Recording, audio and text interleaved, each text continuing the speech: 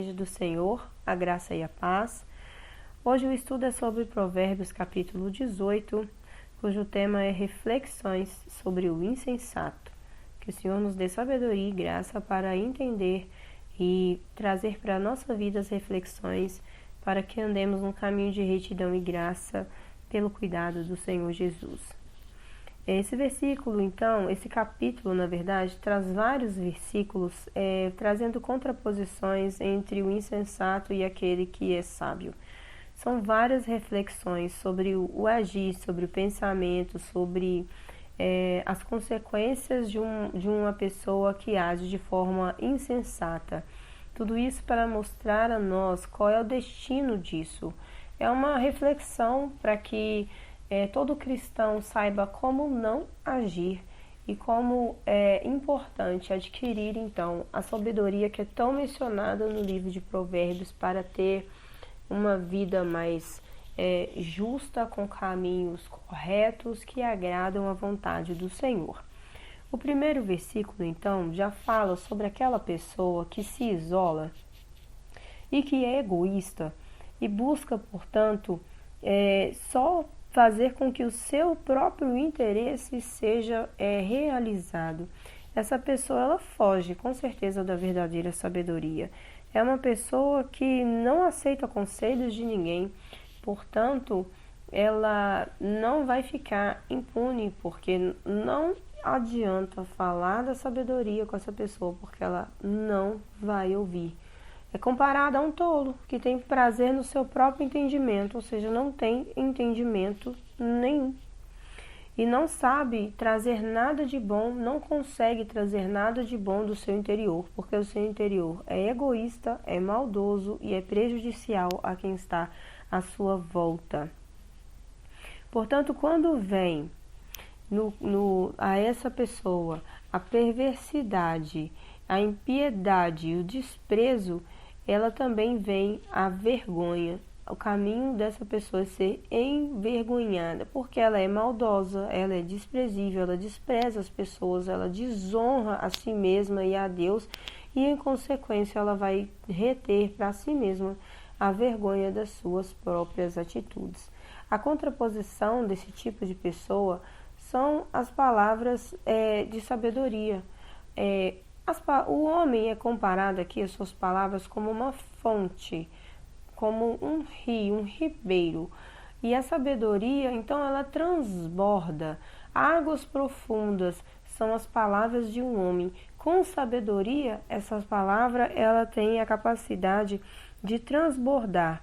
Isso quer dizer que o discurso sábio é como uma profunda, como uma inesgotável fonte de bênçãos. Não é correto favorecer uma pessoa ímpia.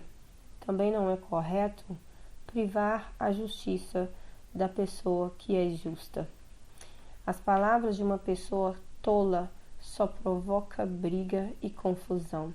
E o tipo de conversa que ela tem vai trazer a si mesma açoites, ou seja, ela vai ser castigada por conta dos seus maus comportamentos. O tolo consegue, então, destruir a si mesmo, né? Já no versículo 8, traz uma reflexão de coisas que acontecem rotineiramente na vida de todo mundo. Como que as palavras do maldizente são vistas como petiscos, como doces bocados. A imagem que traz aqui é como que é atraente e parece que é saborosa a fofoca e as insinuações sobre a vida do outro. Como que as pessoas gostam de saborear, de digerir uma boa refeição, elas também gostam de saborear a fofoca. Elas saboreiam a desgraça alheia, gostam de ouvir sobre aquilo que está acontecendo na vida das outras pessoas. Esse bom bocado aqui, esses petiscos agradáveis, explicam como as pessoas gostam de compartilhar boatos e ouvir boatos. E atualmente com a internet isso virou um vício, um problema gigantesco, porque existem sites e lugares e blogs especializados em falar mal da vida alheia. E infelizmente isso é consumido por cristãos. Isso não é agradável ao Senhor. Podem parecer bons petiscos, mas isso não faz bem para a alma. Isso é uma armadilha. O versículo 10 quebra um pouco dessa contraposição aqui, dessa reflexão sobre o insensato, para falar que o nome do Senhor é torre forte. Que o nome do Senhor acolhe o justo e o torna seguro.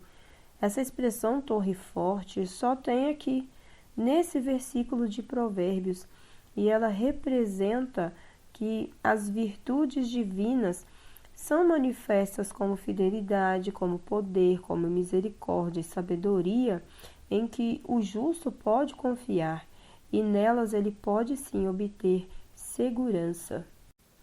Ao contrário disso é o rico, que acha que a sua riqueza são garantias de segurança. Ele imagina que a sua riqueza se transforma em uma alta muralha. O versículo 11 é uma repetição do versículo 10, do capítulo 10, versículo 15. E ele faz um contraste justamente com isso, de que o nome do Senhor, que é torre forte, é que assegura segurança ao justo. E o contrário disso é o ímpio, que acha que é a sua riqueza que é a sua torre forte. E no final disso, ele pode até imaginar que o seu dinheiro, que a sua posição, o seu status social podem ser uma alta muralha, mas isso só traz a ele uma grande ruína, porque ele começa a trazer a insensatez aflorada, ele mostra qual é o seu coração, ele não tem uma vida de humildade, uma vida de honestidade, e isso lhe causa a própria ruína. Quando uma pessoa tem um espírito firme, mesmo que ela adoeça, ela se mantém nessa firmeza, nessa certeza. Mas, quando essa pessoa deixa com que o seu espírito se abata, aí não tem esperança.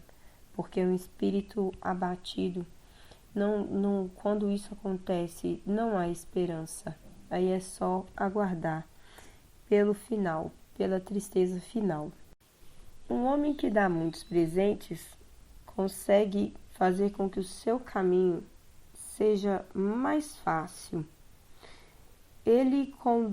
Esse presente o conduz até a presença de pessoas que são altas na sociedade, consideradas grandes. Isso quer dizer que quando há suborno, considerado como molhar a mão de alguém, essa pessoa que faz essas doações, ela consegue até uma audiência com pessoas que são superiores. Esses grandes mostram que são pessoas influentes, intimamente associadas até mesmo ao rei. Então, ficar dando subornos garante uma pessoa a estar em altos lugares. Isso é muito visto ainda hoje, como que pessoas com subornos conseguem se livrar de penas, conseguem se livrar de multas, conseguem se livrar e até mesmo de julgamentos, e conseguem também participar da alta sociedade, se tornarem ali próximas a pessoas que têm influência. O versículo 17 faz uma analogia da vida cotidiana comparando a um tribunal. É importante que quando alguém apresente a sua causa, haja uma boa examinação de todas as partes, porque é importante ouvir todas as pessoas, todos os lados envolvidos na situação ou num caso que vai à justiça, porque todos os aspectos que são alternativos precisam ser analisados antes que isso vá a julgamento, para que esse julgamento seja justo e correto e não privilegie uma parte em detrimento da outra. Dessa forma, é possível evitar um julgamento precipitado de uma situação ou de uma causa mesmo. O versículo 18 fala sobre lançar sortes. Era uma prática comum antigamente, na época em que Provérbios foi escrita, na época de Salomão, em que se lançava uma pequena pedra ou algumas pedras marcadas, e elas eram usadas para revelar a escolha de alguém por Deus ou alguma coisa fora de várias possibilidades que elas tinham ali no momento para resolver. Para esses casos, a escolha ela era clara, né, e não seria, então, de outra maneira feita esse lançar de sortes. Ela não era feita de outra maneira, sempre se lançavam sortes. Esse esquema usado para revelar a vontade de Deus, como eles entendiam, era realizada em disputas em que não havia conciliação entre as partes. Poderia ser entre duas pessoas que estavam em desacordo, poderia ser também realizada em processo judicial. Uma curiosidade aqui para nós dos tempos antigos, como eles decidiam algumas situações, né? Lançando sortes através de pedrinhas. O versículo 19 já traz uma reflexão sobre as desavenças acontecidas dentro da família. Essas confusões que se relacionam a parentes são realmente as barreiras mais difíceis de serem derrubadas.